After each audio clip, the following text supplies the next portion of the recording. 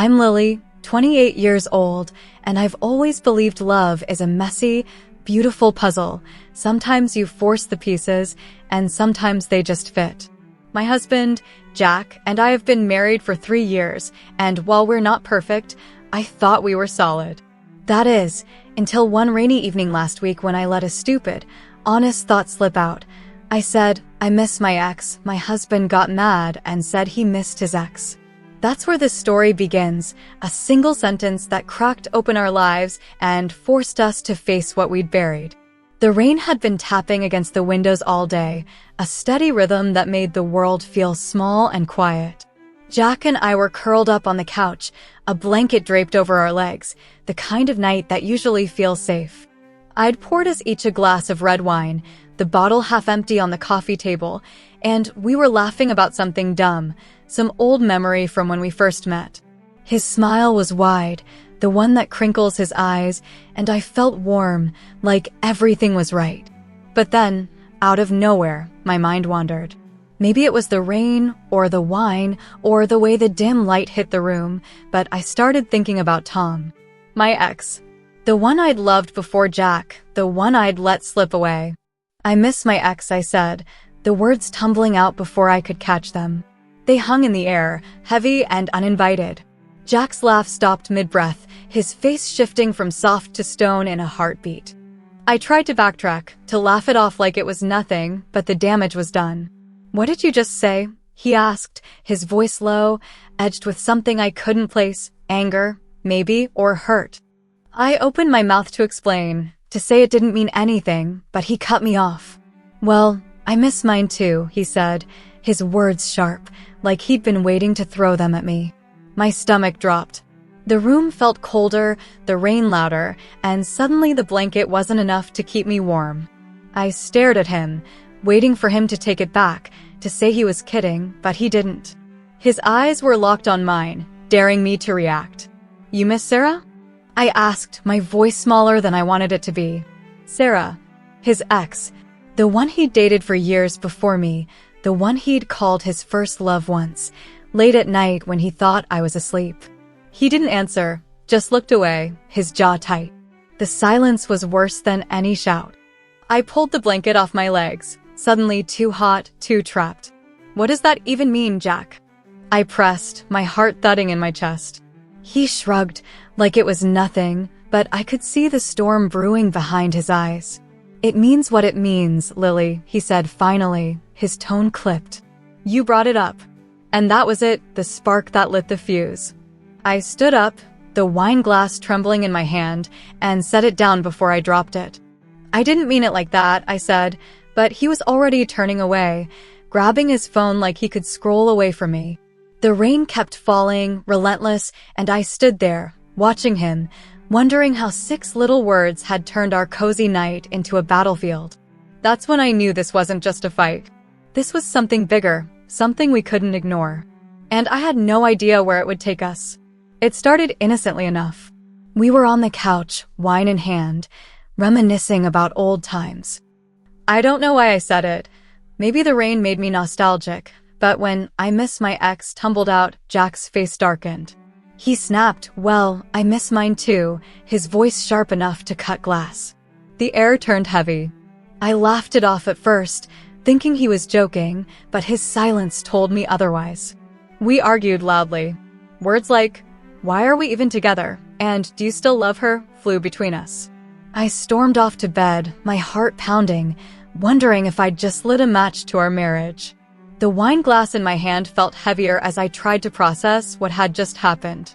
Jack's words echoed in my head, I miss mine too, and I couldn't tell if he'd meant it or if he'd just wanted to hurt me back. I set the glass down on the coffee table, the clink against the wood too loud in the sudden quiet. Jack, come on, I said, forcing a smile, hoping to pull us back to the cozy moment we'd had minutes ago. But he didn't look at me.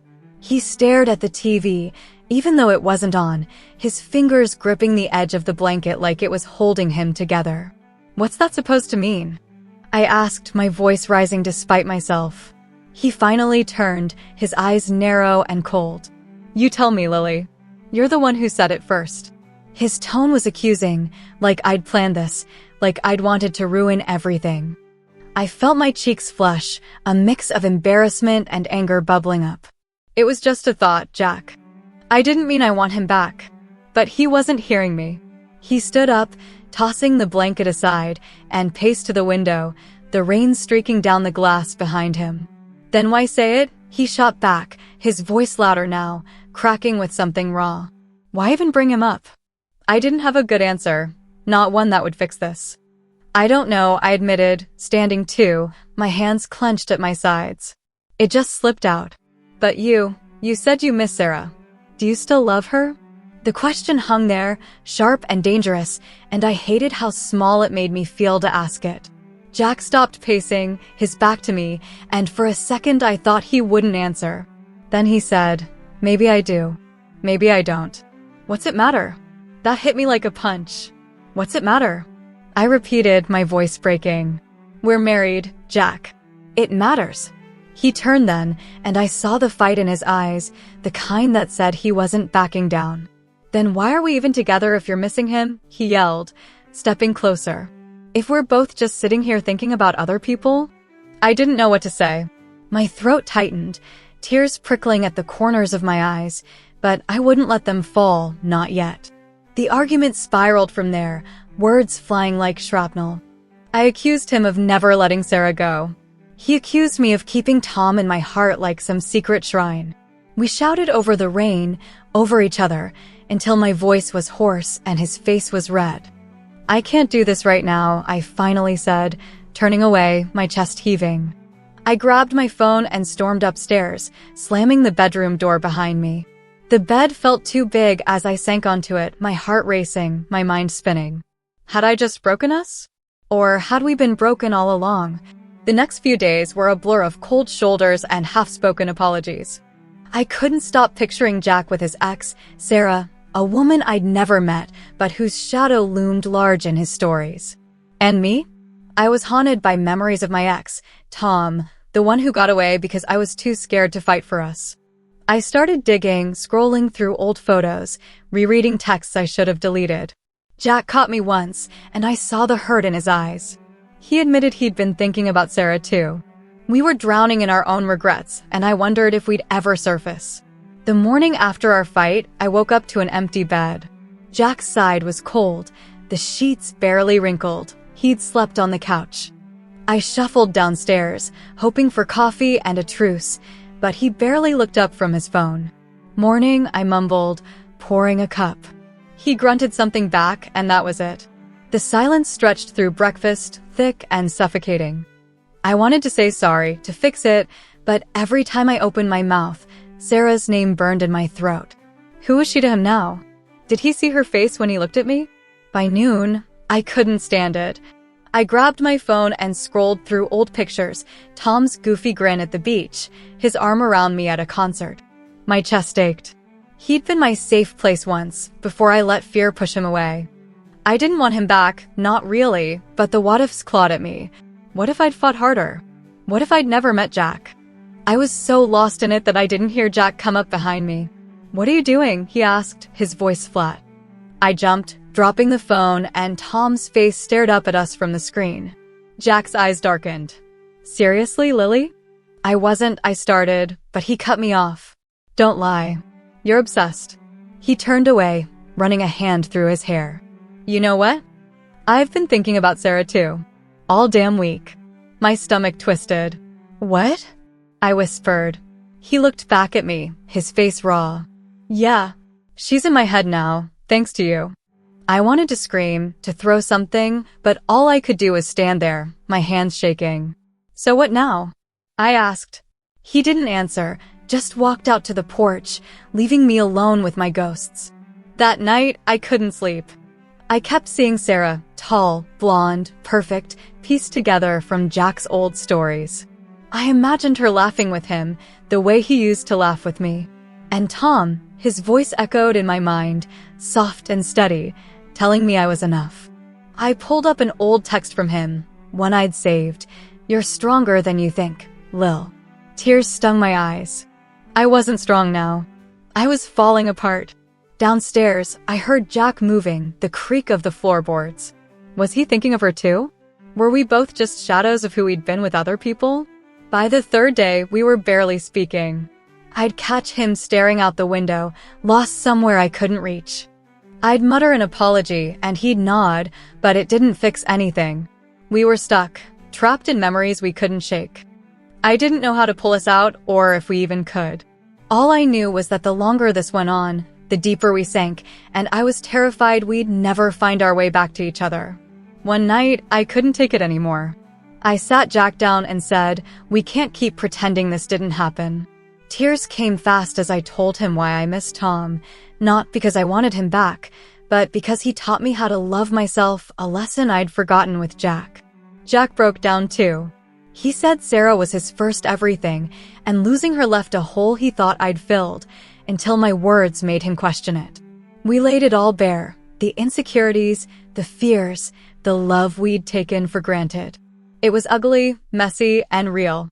For the first time in days, I felt like we were actually seeing each other. The living room was dark, just the flicker of a candle I'd lit to cut through the gloom. Jack sat across from me on the couch, his hands clasped tight, like he was bracing for a blow. I took a shaky breath, the weight of the past week pressing down on me. "Jack, we need to talk," I said, my voice trembling. He looked up, his eyes tired and guarded. "About what?" he asked, but he knew. I swallowed hard. "About us. About this mess." He didn't argue, just nodded, so I kept going. "I miss Tom," I started, and he flinched, but I held up a hand. "Not like that. Not the way you think." He was the first person who made me feel like I was enough, just as I was. And somewhere along the way with us, I lost that. I stopped feeling like me. The tears came then, hot and fast, spilling down my cheeks. I didn't wipe them away, I wanted him to see. I don't want him back. I want us. But I need to feel like I matter here. My voice broke and I looked down at my hands, twisting together in my lap. Jack was quiet for a long time, the candlelight dancing across his face.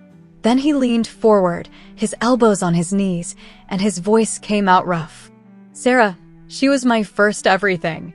First love, first heartbreak. When she left, it gutted me. I thought I'd moved on, that you'd filled that space. But when you said you missed Tom, it hit me, maybe I never really let her go." He rubbed his face, and I saw his eyes glisten. "I don't want her, Lily. I swear. But I've been scared I'm not enough for you either." Hearing that broke something in me. I slid closer, my knee brushing his. "Jack, I've been scared too. That you're still hung up on her. That I'm just second best." My voice cracked, and he reached out, his hand hovering before it landed on mine. "You're not," he said, fierce now. "But we've been so damn good at hiding how we feel, haven't we?" I laughed, a wet, shaky sound, and he did too, the tension snapping like a thread. We talked for hours, about the little hurts we'd buried, the doubts we'd let fester. I told him how I'd felt invisible sometimes, how his late nights at work made me wonder. He told me how my distance, my quiet moods, made him think I was pulling away. It wasn't pretty. There were more tears, raised voices, raw edges, but it was honest. When the candle burned out, we were still there, closer than we'd been in weeks, hands tangled together. I looked at him, really looked, and saw the man I'd chosen, not a ghost, not a shadow. And I think he saw me too. The next morning, Jack handed me a letter. My hands shook as I read it, not a goodbye, but a promise. He'd written to Sarah, not to rekindle anything, but to thank her for their past and let her go, for good. At the bottom, he'd added, "Lily, you're my now and my always." I didn't know I could cry that hard and smile at the same time. I wrote one to Tom too, and we burned them together in the backyard, the smoke curling up like the weight lifting off us. We're not fixed, not perfect, but we're choosing each other, scars and all. And that's more than enough. I woke up to sunlight streaming through the curtains, a rare break from the rain that had shadowed us all week. Jack was already up, standing in the kitchen with a mug of coffee. He looked different, lighter, maybe, or just less guarded. "Hey," he said softly, holding out a folded piece of paper. "Read this." My heart stuttered as I took it, my fingers trembling. I sat at the table, unfolding it slowly, half expecting something awful. But as I read, my breath caught.